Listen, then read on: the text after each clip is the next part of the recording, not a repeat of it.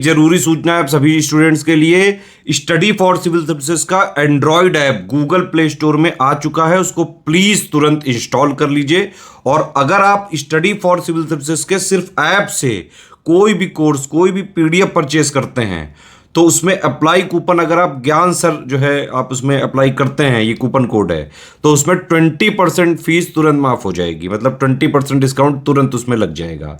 ज्ञान सर लिखना है, नॉर्मली ज्ञान सर, स्मॉल लेटर में है सब कुछ, कोई स्पेस नहीं, कोई कॉलम नहीं, सिर्फ ज्ञान सर, GYANSIR। इस तरह से अगर कूपन कोड लगाते हैं आप ऐप में बाई करने से पहले, जो अप्लाई कूपन वाले में आता है, तो 20% का डिस्काउंट तुरंत मिलेगा। वीडियो देखिए।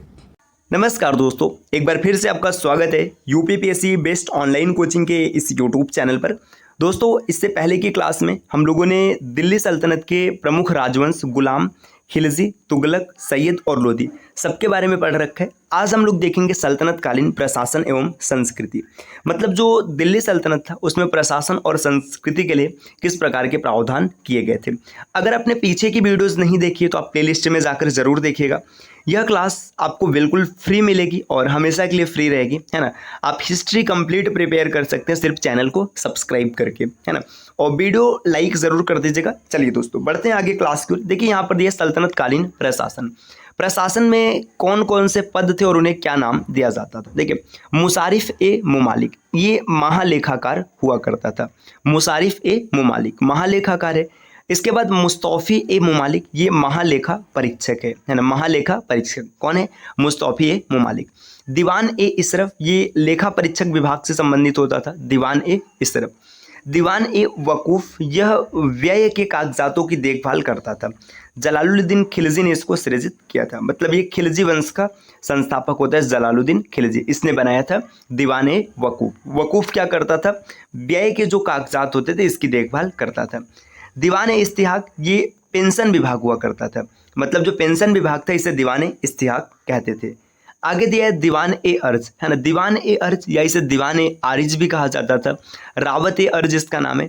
यह सैन्य विभाग था। इसका जो प्रमुख होता था आरिज ए मुमालिक हुआ करता था। मुगल काल में यही दीवान ए अर्ज मीर बख्शी कहलाता था। मतलब जब मुगल काल आया तो जो दीवान ए अर्ज है इसका नाम क्या कर दिया गया? मीर बख्शी कर दिया गया। आगे यहाँ पर बताया जा रहा है दीवान ए इंसा यह शाही सचिवालय, मतलब जो शाही सचिवालय था ये होता था दीवान ए इंसा, है ना, जिसका प्रधान दबीर मुमालिक मतलब अमीर मुंशी होता था। आगे यहाँ पर दिया दीवान ए रियासत, है ना। दीवान ए रियासत धार्मिक मुद्दों से संबंधित हुआ करता था। काजी ए लश्कर ये सेना में कार्यरत न्यायाधीश होते थे, इनको काजी ए लश्कर कहा जाता था। नायब या फिर नायब मामलिकात, है ना, ये सुल्तान बहराम शाह ने इस पद का सृजन किया था, है ना, जिस पर पहली नियुक्ति ऐतगीन की हुई थी। तो ये भी प्रश्न कई बार बनता है कि पहला नायब मुमलिकात कौन था? ये ऐतगीन होता है।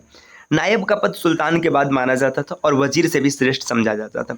मतलब जो नायब या फिर नायब ममलिकात होता था ये सुल्तान के बाद दूसरा सर्वश्रेष्ठ पद होता था।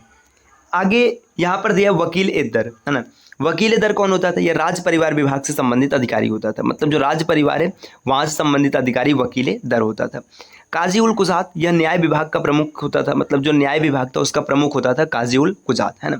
सद्र उस सुदुर, है ना, धर्म विभाग का प्रमुख होता था, इसे सद्र उस सुदुर कहते थे। बरीद ए मुमालिक, है ना। बरीद जब भी आएगा ये बात किसकी होगी? गुप्तचर विभाग की, है ना। गुप्तचरों का प्रमुख एवं राज्य का मुख्य संवाददाता हुआ करता था बरीद ए मुमालिक। मुन्हियान या फिर मुन्ही ये गुप्तचर हुआ करते थे।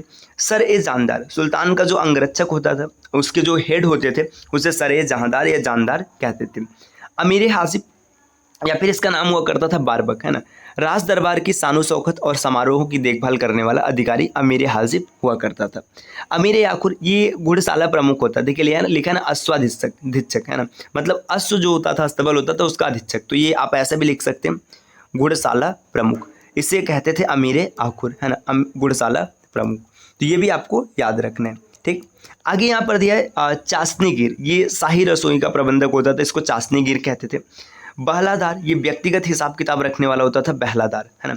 सहनाए बारगाह, है ना, ये दरबार का निरीक्षक हुआ करता था। सुल्तान केंद्रीय प्रशासन का मुखिया सुल्तान कहलाता था। मजलिस से खलवत ये मंत्री परिषद हुआ करता था। मजलिस से खलवत मंत्री परिषद होता था। मजलिस से खास ये बैठने का जो स्थान होता है इससे मजलिस से खास कहते थे, है ना। वजीर ये प्रधानमंत्री होता था। मतलब राजस्व विभाग का प्रमुख हुआ करता था। खाजिन ये कोषाध्यक्ष होते थे जिन्हें खाजिन कहते थे। अमीर मजलिस ये शाही उत्सव का प्रबंधक हुआ करता था। आगे यहाँ पर दिया दोस्तों सल्तनत कालीन अमीर वर्ग, है ना। अमीर वर्ग की बात करेंगे, यहाँ पे दिया देखिए शासक, और ये मतलब अमीर की बात किया मोहम्मद गोरी, इसे मुइज्जी या फिर गुरीद कहते थे। कुतुबुद्दीन ऐबक का जो मतलब वर्ग था ये कुतुबी था। इल्तुतमिश शमसी वंश से संबंधित था। जलालुद्दीन खिलजी जलाली वंश से संबंधित है, और अलाउद्दीन खिलजी अलाई, है ना। इनका जो वर्ग था ये बताया जा रहा है ना। मोहम्मद गोरी मुइज्जी या फिर गुरीद, है ना। कुतुबुद्दीन ऐबक नाम से पता चल रहा है कुतुबी।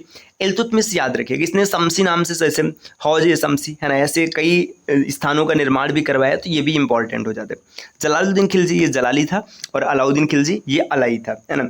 आगे यहाँ पे बढ़ते देखिए, अब यहाँ पे दिया जा रहा है विभिन्न सुल्तानों द्वारा बनाए गए विभाग, कि सुल्तानों ने किस विभाग का निर्माण किया। यहाँ पे विभाग का नाम दिया और यहाँ पे सुल्तान का नाम दिया। यहाँ पे दिया दीवान ए आरिस, ये सैन्य विभाग है ना। ये किसने बनाया, ये बनाया बलबन ने, है ना। दीवान ए वकूफ़ आपने पीछे देखा इसके बारे में, ये जलालुद्दीन खिलजी ने इसका निर्माण किया। दीवान ए मुस्तकरात ये राजस्व विभाग है, अलाउद्दीन खिलजी के द्वारा सृजित किया गया। दीवान ए रियासत मतलब ये बाजार नियंत्रण प्रणाली, ये भी अलाउद्दीन खिलजी ने बनाया है ना। दीवान ए अमीर कोही ये कृषि विभाग है, मोहम्मद बिन तुगलक ने इसकी रचना या इसका निर्माण करवाया है ना। आगे दिया दीवान ए रियासत, है ना। दीवान ए रियासत की जो स्थापना करवाई मोहम्मद बिन तुगलक ने करवाई है। दीवान ए बंदगान, इमलाक विभाग, दीवान ए खैरात और दारुल सफ़ा, है ना, इसका निर्माण करवाया फिरोज तुगलक ने। इसी प्रकार वकील सुल्तान नासिरुद्दीन महमूद के द्वारा इसे निर्मित किया गया। अब यहाँ पर कुछ भूमि के बारे में बताया गया कि सल्तनत काल में भूमि किस प्रकार से हुआ करती थी। देखिए खालसा भूमि की बात करेंगे तो सुल्तान के प्रत्यक्ष अधिकार या सीधे केंद्रीय नियंत्रण के अधीन रहने वाली भूमि थी। सुल्तान की निजी आय इमलाक या खलीसा हुआ करती थी, इसे खालसा भूमि कहते थे। मतलब ऐसी भूमि जिस पर सुल्तान का प्रत्यक्ष अधिकार है। उसरी भूमि, इस भूमि के मालिक तुर्की मुसलमान होते थे। मतलब जो तुर्की मुसलमान जिस भूमि के मालिक होते थे उन्हें उसरी भूमि कहते थे। खराजी भूमि या गैर मुसलमान, मतलब जो हिंदुओं के पास रहते थे उसे खराजी भूमि कहते थे, और यहाँ से खराज लिया जाता था। मतलब जो टैक्स था उसका नाम खराज था। यहाँ से उपज का 20% भू राजस्व लिया जाता था। मतलब ये टैक्स को खराज कहते थे। रड़ाका भूमि यह सुल्तानों के अधीनस्थ हिंदू शासकों के अधिकार में रहने वाली भूमि होती थी। मतलब जो सुल्तानों के अधीनस्थ रहते थे, हिंदू सुल्तान होते थे या हिंदू शासक होते थे, इनकी जो भूमि होती थी उसे रड़ाका भूमि कहते थे। मदद ए मास भूमि, दान के रूप में जो भूमि दे दी जाती थी ये कर मुक्त हुआ करती थी, इसे मदद ए मास कहते थे। अब यहाँ पर दिया सैन्य संगठन, है ना। अब दोस्तों ये क्लास बहुत ही छोटी है, मतलब एकदम छोटी सी क्लास है। इसके पीछे का कारण पता है क्या, ये जो आपने शब्द देखा, मतलब इन सबको याद करने में समय लगेगा, तो आप इसे याद कर लीजिएगा। इसके बाद अगली वीडियो में हम लोग सैन्य संगठन की बात करेंगे, है ना। ऐसे मतलब पूरा दे दिया जाए कि आप प्लीज़ इसको पढ़िए, याद ही नहीं होगा, कोई मतलब नहीं निकलेगा, तो आप बार बार इसको रिवाइज कीजिएगा ताकि चीज़ें आपको आसानी से याद हो जाए। ये वीडियो छोटी है, आप कोई दिक्कत नहीं, आप आराम से पढ़िए, जितना है उसे आप ध्यान से समझिए, एक एक शब्द को याद कीजिए, है ना। अगर आप टीम के पेड कोर्सेज से जुड़ना चाहते हैं पीसीएस के कंप्लीट प्रिपरेशन के लिए, तो इन दिए गए नंबर पे कॉल या व्हाट्सअप करके आप टीम के पेड कोर्स से जुड़ने की प्रक्रिया समझ सकते हैं। ये ज्ञान सर का व्हाट्सअप नंबर है, आप यहाँ से व्हाट्सअप के माध्यम से जानकारी ले सकते हैं। अगर अभी तक आपने प्ले स्टोर से स्टडी फॉर सिविल सर्विसेज का एप्लीकेशन इंस्टॉल नहीं किया तो आप जरूर इंस्टॉल कीजिएगा। देखिए एप्लीकेशन के माध्यम से अगर आप किसी भी कोर्स को परचेस करते हैं और वहाँ पर कोड अप्लाई करते हैं ज्ञान सर, जिसमें आपको सभी लेटर स्मॉल लिखना है और कोई भी स्पेस नहीं देना है। ऐसा करने पर आपको अप टू 50% तक का डिस्काउंट मिल सकते हैं। अच्छा दोस्तों, ये पीसीएस एग्जाम की बात रही। अगर आप वनडे एग्जाम जैसे कि SSC GD, UPSI, UP police constable की जो नई वैकेंसी आने वाली है, या किसी भी वनडे एग्जाम की प्रिपरेशन कर रहे हैं, तो या इसके लिए आपको पता है क्या करना है, आपको प्ले स्टोर से इंस्टॉल करना है ज्ञान सर एजुकेशन। ज्ञान सर एजुकेशन ये एप्लीकेशन का नाम है। ये एप्लीकेशन इंस्टॉल कीजिएगा। यहाँ पर मात्र 100 रुपये में बहुत ही कम दाम पर आपको पूरा स्टडी मटेरियल मिल जाएगा। आप उसे परचेस कीजिएगा, बेहतर तैयारी कीजिएगा, और अगर आप टेस्ट देना चाहते हैं तो सिर्फ 50 रुपये में आपको मॉक टेस्ट मिल जाएगा। अब इससे सस्ता स्टडी मटेरियल आपको कहीं नहीं मिलेगा, है ना। आप एक बार परचेज कीजिए, इसकी क्वालिटी को देखिए, तब आपको समझ में आएगा कि बात सिर्फ सस्ते की नहीं है, क्वालिटी भी आपको प्रदान की जा रही है। तो अब मिलते हैं दोस्तों आपसे नेक्स्ट वीडियो में, तब तक के लिए नमस्कार।